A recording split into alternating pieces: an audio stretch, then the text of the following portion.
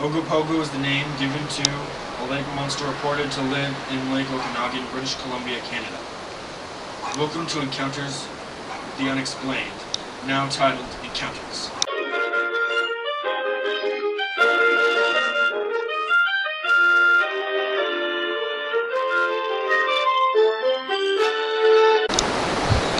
The Ogopogo, known under the Salish name of inhabit, has existed in local myth for an unknown period of time and predates Western settlement of the area, as do native references to the great beast in the lake and the snake in the lake.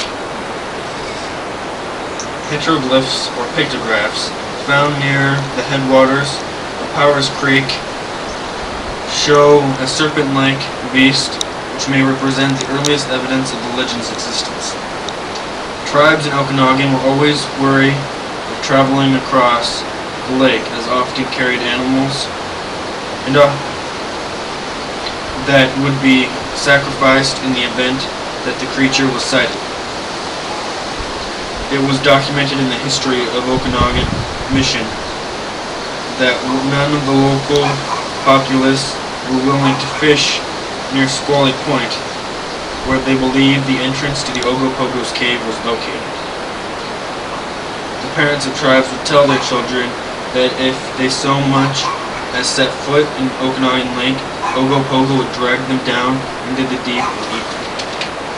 The first documented sightings of the Ogopogo date back as far as 1860 and occurred as the area was being colonized, through the first clear sighting witnessed by a large group of people occurred in 1926 at Okanagan Mission Beach, where there were about 30 cars of people who all claim to have witnessed the same event.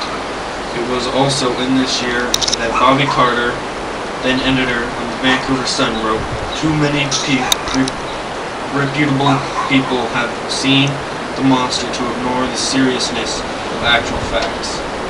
The first film of the creature is the Folded film, filmed in 1968 by Art Folden, which shows a dark object propelling itself to shallow water near the shore. The film was shot from a hill above the shore. The film was once enhanced and showed a solid reptilian 3D object. The Ogopogo was filmed again in 1989 by used car salesman Ken Kaplan. Ken was with his father, Kim Kaplan, talking about where he saw the Ogopogo, when suddenly both of them saw a snake-like animal swimming in the lake. The animal was seen turning and even flicked its tail to create a splash. Some believe the Kaplans saw a beaver because the tail splashing is a well-known characteristic of beavers. However, Ken alleges the animal he saw was 15 feet long, far larger than a typical beaver, which are typically 4 feet long. A few weeks later, Ken came back with his father and his daughter and filmed it again. British zoologist Dr. Carl Schecker has categorized it as a many-hump variety of lake monster. It suggested it may be a kind of primitive serpent whale, such as a Molossasaurus. Other sightings have also indicated that the Lake Okanagan beast is a many-hump rather than a long-neck type. However, because the physical evidence for the beast is limited to unclear photographs and film, it has also been suggested that the sightings were really of otters and logs. Another theory is that the Ogopogo was a lake sturgeon. There is a spot, however, where a clear view of the island where they say the entrance to his cave is, but was demolished and made way for a new housing development.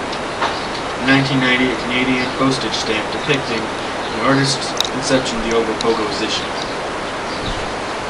How far back does the legend go? What is the Ogopogo? Where does it come from? Or for that matter, when?